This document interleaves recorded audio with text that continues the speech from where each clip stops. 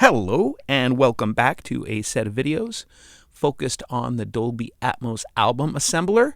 These videos are for an assignment in my immersive audio class at New England School of Communications at Husson University.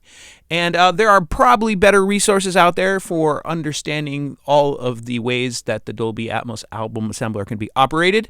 But this is a quick overview of mastering within the program. This is really for students who are completing a simple mastering assignment. And students, you are to make the 4, 5, 6 different Atmos mixes you've imported into the program sound good together. Like typical mastering, you're going to be balancing level, tonality, dynamics, that sort of thing.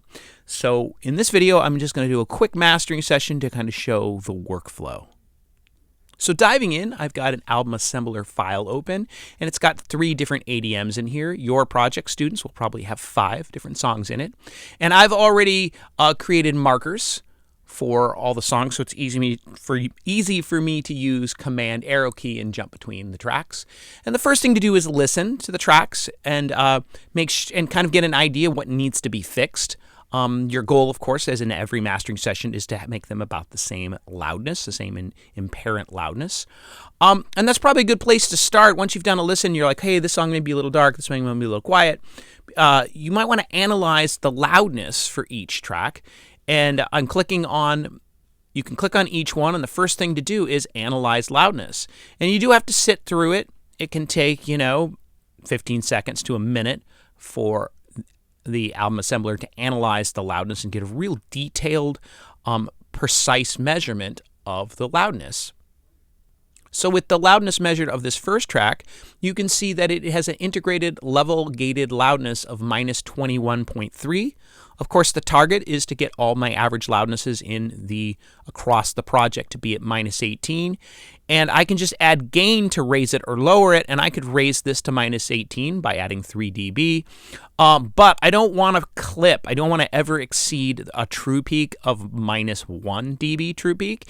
But since the mix currently sits at minus 4.8, I can easily add the 3 dB to raise this integrated level of the track to minus 18 and not exceed the true peak of minus 5. So I'm going to do that right here. I'm going to add minus 3 and hit enter. And it will gray out here. It's now no longer analyzed. You'll have to reanalyze it. Let's come back and analyze it at the end of the mastering process after we've added any EQ and limiting or whatever, because that will obviously change the gain, and we want to double check in the end. So let's repeat this process for the other tracks in the session. I'm going to analyze the second track. Now the second track, the second song, has been analyzed, and it has an integrated loudness of minus 20 and a true peak of minus 3.4. So I can easily add 2 dB of gain to this and raise it up to the target of minus 18, and that will safely raise the true peak up to minus 1.4, and that's a perfect spot to be because it doesn't exceed minus 1. So let me just add 2 dB of gain. Oops, I typed in 3, and that will raise the track. Now, again, we'll have to reanalyze it, and perhaps this whole process of analyzing loudness should be done after I EQ and compress, but for the sake of the video, I kind of wanted to show that this needed to happen. Let's jump to the third song and do that analyze loudness for that as well. So the third ADM has now been analyzed, and we see that it has an integrated level of minus 20. It's a couple dB below the target loudness of minus 18. But I can't just add gain because the true peak is already at minus 1.2.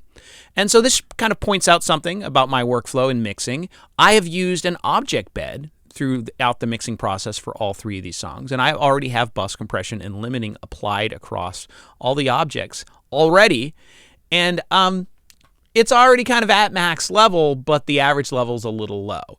Now, before I go do something crazy like add limiting to raise the average level up, I do want to just listen. Like, how does this sound, this particular song, compared to the other ones? Is it similar in appropriate loudness? And maybe it's already fine, and I don't need to add any more gain via limiting. But you don't have to sit at minus 18. It's not a law. It's okay to have songs that are quieter and louder on the same project if it emotionally works together. But for the sake of this video, I do want to show how to do this. If I want to make it louder, that is, raise the integrated loudness, but I want to maintain this true peak of minus 1.2, I'm going to have to use limiting. So I can turn limiting on for this particular track. It won't be on for the other ADMs. You can see how it went from blue to not blue there. And I can change and I can go here and I can lower the threshold by a few dB, minus 3. And it's going to now start limiting, and luckily this is a real-time process. You can watch it. Now minus 3 is not making, there you go. It's only hitting occasionally, and I don't need very much limiting. I only needed a couple dB to raise this up. Now, here's a very important caveat. This is not a hard limiter. When I type in, hey, I don't want it to exceed minus 1 here in the output gain, that doesn't do what I just said. It does not maximize level to minus 1. It just means the output level is going to go down overall by minus 1.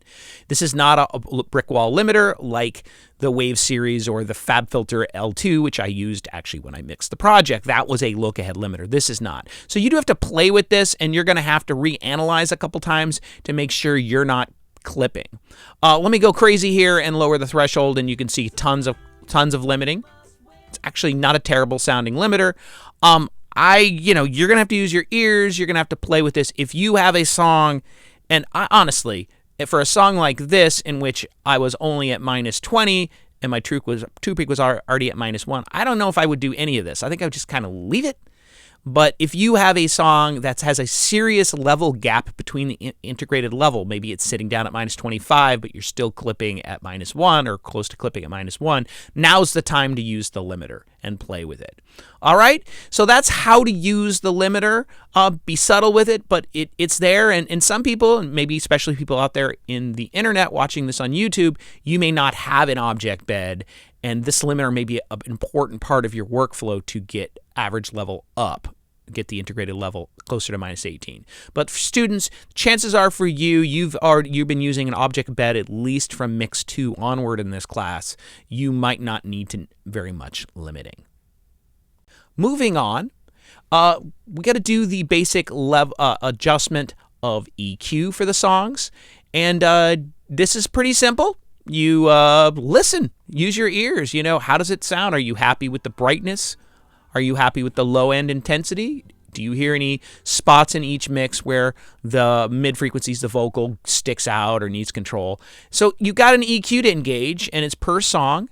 So turn it on, hit the edit button, and start playing with the filters. You've got 5 bands here, plus a high pass filter and a low pass filter. You can change the slope of the filters. And you start playing. You got shelves on the lows and the tops, and start adding EQ. Just note that bandwidth on this, two things really to note about this particular EQ. One, there is no display about what you're doing. This is old school, right? You young people are very used to seeing pictures of what your EQ is doing. You're going to have to use your ears here, which is really great because that's how we actually listen to music, is with our ears. But just start EQing, do your thing, but realize the Q here, the bandwidth of the filter is in Q, and so this is sort of non-intuitive for us. 0.707 means it's means it's 2 octaves wide. These are good things to memorize the Q values and how they tie to common bandwidths, because this is something you will encounter with various pieces of hardware and software. 0.707 means it's 2 octaves wide. 1.4 means the filter is 1 octave wide. 2.8, I believe it's pretty close to a half an octave wide. These are things to measure and memorize. In fact, I'll put up a slide here that shows the common Q values that you should memorize. But most importantly, please use your ears. Maybe this particular song needs a shelf at 12K by 3 dB, and maybe the fruit over here needs, I don't know, too thick in the low at 300 hertz, or needs a little low end shelf, at 60 hertz reduction. But use your ears, right? I'm not going to do that now. I'm not going to demonstrate, but this is the kind of thing that real mastering engineers do all the time. Of course, I just EQ'd this third song, so I would need to turn the EQ on. So right now, song 1 and song 3 are both EQ'd. So do use your ears. Don't kill yourself on this, but if you've never done a mastering session before, this is what you're actually doing. And let's move on to a discussion about the LFE low-pass filter. So when you mix in Atmos, it's really important that you do not put high-frequency information into the LFE channel. Therefore, it's really important that you low-pass the LFE channel. Okay, why? Well, say you mix and you don't use an LFE low-pass filter and you send a kick drum to the sub, to the LFE, well, there's going to be high-frequency information in that kick drum. Now, the sub will normally filter away all that high-frequency information, and you won't hear it in your mixing room. But it's still there in the LFE channel.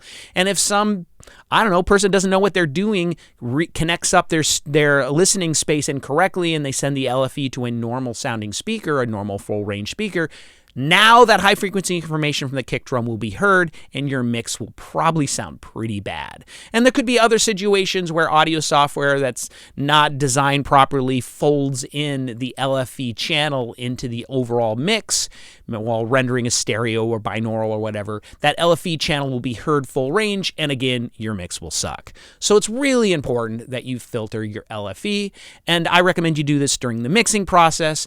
And I kind of have a strong opinion on this. I think your LFE should be pretty low. It should be, the low pass filter should be around 80 hertz. Why so low when Dolby says it can be as high as 150 hertz in some documentation? Because the Apple Spatial Audio codec and the Dolby binaural codec both use different turnover frequencies for their filters, and the sub sounds different. The low end sounds different between Apple and Dolby. So if you put this filter when you mix at 80 hertz, it's below the turnover frequencies of those two different binaural renderers, and it'll sound more consistent. So again, use an LFE low pass when you're mixing. Now, if you didn't use an LFE low pass filter when you're mixing, and students on the first mix, I don't believe you were required to do it, select that particular mix and turn on this filter here. And this filter, I think, has a turnover somewhere around 100 hertz. It's higher than 80. But anyway, that's the purpose of the LFE low pass. You don't necessarily need it on everything, but you want to make sure it's engaged somewhere. You want to make sure it's engaged in either in the mix process or here. All right. So we've gotten through almost everything, but we've made some changes. We've had filters and EQ and all that. We want to go back through and analyze the integrated loudness for each of the tracks, and then do some final gain adjustments to make sure your post limiter, post EQ, post gain, post LFE low pass, all these changes, that again, your final integrated loudness does not exceed -18 or a true peak of -1, because the record labels will reject your project. Yes, they will. So as long as you're don't exceed, you can have it lower, and it's okay to have an average level. This one is actually lower now that I've played with it. Look, it's -24 and minus. So I don't know what happened while I was messing with everything. I was playing with things. It looks like I turned it down when I really meant to turn it up. So it doesn't matter. But you are going to want to do a final analysis. Students, your assignment should have everything leveled out at -18. Okay? And then the final last thing to do, and students, you do not need to do this for this project. You're just going to submit this entire file, and I'm going to look at it. But if you were going to do this professionally, you would export the final songs as ADM broadcast waves, and they would be separate ADMs for each song, and that would be submitted to the record label. Okay? So I hope this entire project has been useful, students, and anybody else out there on the internet. I hope you dig it, and y'all have a great day, and I'll see you soon. Goodbye.